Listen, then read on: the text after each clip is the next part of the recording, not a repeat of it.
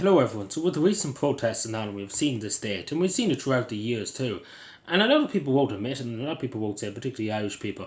But the simple reality is that the state is out to get people. The state is the enemy of the Irish people, the Irish state. And it's a terror to have to say that. It would have been unheard of to say it even 40 years ago, that the Irish state is nearly as worse as the British Empire when they were here.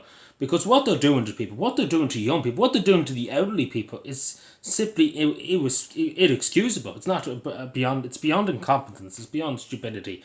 It's pure evil, and that's as simple as that. And we know that. We can see it every day of the week. I go through some of them now, but we see our young people. Take for example, we see our young people. The whole life's ahead of them. In their 20s, in their teens, too. They're all at secondary school.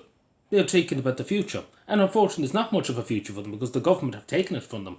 And they've taken it by will, to be totally honest, because the government have said this has belonged to us now. You own nothing to be happy as the agenda goes in the World Economic Forum, which the government purely subscribes to. We see the prices of housing. Young people can't get any house at all, can't get a start, can't get anywhere to go. They can never afford to buy a house unless they're literally, I don't know, become a politician, but nobody wants to become them. And we see them emigrating in numbers, huge numbers. And it doesn't make any sense how everybody else can come in, Mohammed, etc., from Timbuktu, etc., can come in with his 6 or 7 children. It doesn't make any sense how he can come in and make a life in Ireland, and young people in Ireland can't do it. Young Irish people can't do it. Like, the state is pretty much out to get people in that regard, because young people have no future. So they have no future. And we see this even with jobs, etc. They go to college, they work hard, they try and get the job they want, they get a big degree, and then they come out, they have nothing for them. It's a shamble, and this country's just a shamble. How it just robs young people. It robs young people of their future, robs the young people of their hope and the will, I suppose, to continue in life. And then if we return to our elderly people, we're leaving elderly people lying on the floor waiting for ambulances for hours and hours, and then we're leaving them lying in trolleys in hospitals. We're leaving elderly people, freezing in their homes because the government won't help them out. But then they can house people in 4-star hotels. It doesn't make any sense, but sure, that's the logic we live in this country. People who built this country, people like my father, in his 70s, worked since he was 14. Worked all his life, pretty much. Worked all his life until he got sick. And the state doesn't want to know. He was left lying on the floor for nearly 4 hours, nearly 5 hours. Left lying on the floor last Christmas for 4 hours for an ambulance to turn up. That was the type. Not one politician ever came to me and said, we're sorry that happened, we'll try and reform. Not one of them, because they knew I wouldn't listen to that bullshit. But that's the respect that our elderly people get, and that's the respect our young people get. So it begs the question, what is the aim of the Irish state nowadays? Is the Irish state seems, in my opinion, and let's be honest, and I'd be honest with you, that the Irish state is out to get people. So it's out to get Irish people particularly. Has a hatred towards Irish people. We see Micheál Martin, the Taoiseach. Imagine, he's supposed to be the chieftain. And he says we don't want anything to do with the backwards looking idea of sovereignty. And then calling Irish people mongrels.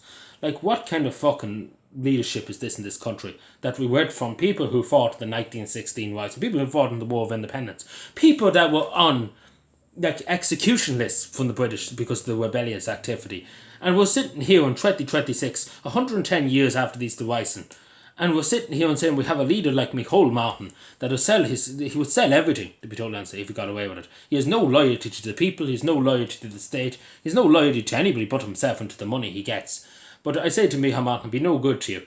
It's no good to you. It's simple as that. The money's no good to you when your time comes, whenever your time comes. It's no good to you. Simple as that, no good to you. Same with everybody else. Money's just an object. It won't last forever. It's simple as that. But the politicians in Dáil and Shannon think too much about money. They're not worried about the money. They're worried more about the money than they are about the people. It's absolutely insane to see. And especially because Teachtaí Dála means messengers of the people, pretty much. They might as well be fucking messengers from Mars, to be totally honest. Because if the messengers of the Irish people, they're fucking gone astray, to be totally honest, altogether. And for a long time they've gone astray. And this country is gone to hell, as simple as that, and we have to be honest with ourselves. And I say this to young Irish people, that the system is so corrupt. The system is so fucking rotten. In every regard, it's so rotten to the core. I don't think people understand how rotten it is. Every institution of the state, from the local authorities up to the departments in government, to the government themselves, they're all corrupt. The whole lot of it needs to be gutted. The whole system in this country is out to get people, out to rob people of their hard-earned money, out to get everything off them. Now they want to censor people's speeches because they're afraid of people online speaking up against it, because we know the media are controlled by the Irish state. They're pretty much RT is pretty much bought and sold by RT. and the state. OT was paid out hundreds of millions a year, hundreds of millions, 700 million or something like that from the Irish government. Even though we've seen time and time again, OT has misused public funds, the same as the government has time and time again. Nothing ever changes. Nobody's ever held accountable. Nobody's sent to prison. Nobody lost their pension. Nobody's lost their jobs. Everything's still the same. And this fucking country, I tell you, if that continues, there's not going to be any hope. There's no hope at the moment for young people. There's no anything for anybody in this country anymore, Irish people. They've been left on the side of the road. That's to be generally honest. We see our homeless numbers increasing every week, every day of the week. And nothing's ever done to help them. Well, we're bringing everybody else and house them, etc. It doesn't make any sense. And that's a simple truth. And that's extremist, far right or whatever. But it's just simply the truth. And you can't fault that. That it is simply the truth. If you look around, you see it. It's simple as that. But this country, it's I don't know what to make of it, but I'm willing to stay, and it's simple as that. I'm willing to stand and fight against it, because the system is evil, and that's the simple stand. I say this to people: the system is evil, and not to trust the system, because the system is turned against the people. We've seen it at the protest. The system has turned against Garda Síochána and the defence forces too. People that are supposed to serve the people, not serve the government, instead of serve the people, turned against the Irish people for the government. It's absolutely insane to see that. But it just shows you the government has no, and when you see that too, the government has no ill will of sending the army to shut people up if they want to. And they probably will eventually. Because they're so worried about what people say online, etc. Oh, we couldn't have that far-right extremism. But you know who are the far-right extremists? The people in Dáil Éireann, the people in Shannon Éireann, the people in the government. They're the far-right extremists. Imagine saying, giving hundreds of billions of euro to everybody else, but not for the Irish people. We see 16,000 people homeless. We see so many young people emigrating. We see so many people struggling to pay the bills. Old people struggling to heat their homes. And then the government says there's far-right extremists that question the government and what they're doing. Are they not the extremists? I think that's the extremists sitting there. And again, all of them are getting well paid. All the TDs and senators and chocolate dollars, etc., ministers, all getting paid, all getting millions, like they're robbing the country blind. And they're all multi-millionaires, while the people suffer. The whole country, the whole system is rotten to the core. And I say that to people, and I think we have to understand that. Because even myself, I will say, that oftentimes I said to myself, it's not that bad. It couldn't be that bad when I was younger. It couldn't be as worse. But after being in the system and seeing the system for myself and seeing what it is in the civil service, it is rotten to the core. And it's against the Irish people. It's designed against the Irish people. It's not by a coincidence. It's just by design to shut Paddy up. And that's that's what it is all about.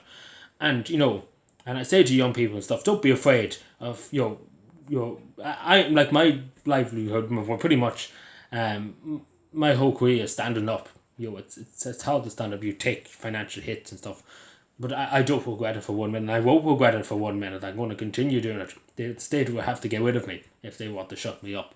But I say to people, don't let them shut you up. As simple as that. Don't let them shut you up, because the state is against you. And as simple as that, it's the state forces the people, and that's as simple as that. That's because they've coerced people into what they have done in this country, by coercion, by lying, by manipulation in a lot of cases. We hold the election, we sort out the cost of living, we sort out this, we sort out that. Nothing has been done. What has been done in a year and a bit? Nothing has been done. And, we can't go on like this. We can't go on like this forever. We can't say to our young people that are, say, 5-year-old now, 10-year-old, we can't say to them, because if it's bad now, what is it going to be in 10 years' time? What is it going to be in 15 years' time? We can't say to our young people that this is what it is at the moment. It's very bad now at the moment. But when they get maybe 15 years down the road, how bad is it going to be then? We have to think of our children, not ourselves. But we have to stand up. We have to be counted. Thank you.